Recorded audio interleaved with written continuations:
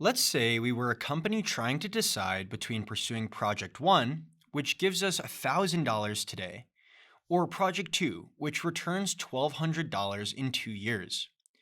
Our first step to compare these two projects would be to discount any future cash flows to present dollars. From here on out, we will be using the cost of capital as our discount factor, since it gives a more accurate view of the opportunity cost for a given organization. Okay, we don't have to do anything for project 1 because that's payment today, but we do have to calculate the present value. So let's use the present value function.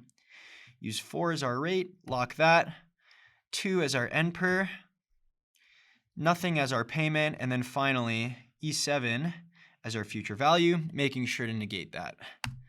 Okay, so at a 4% cost of capital, the present value of the payment in 2 years is higher than the present value of the payment today, and therefore we should take that option. But what if the cost of capital increased to 10%? Since we have a dynamic workbook, we can actually simply substitute 4 with 10, hit enter, and now we have an updated calculation.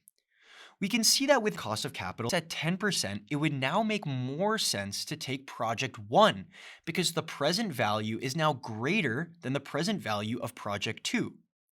Why might this be though? Why did it change in such a way? Well, let's take a step back.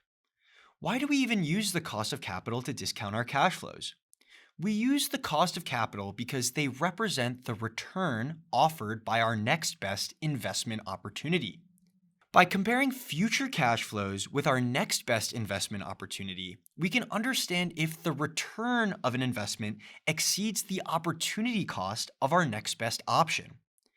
When 4% was the cost of capital, that 4% represents the return we are foregoing when taking the payment in 2 years instead of taking the payment today.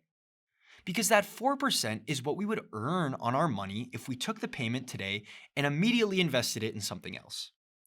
However, when the interest rate increases to 10%, we're now foregoing a 10% return on our money, which we would be earning if we took Project 1, the payment today, and just immediately invested it.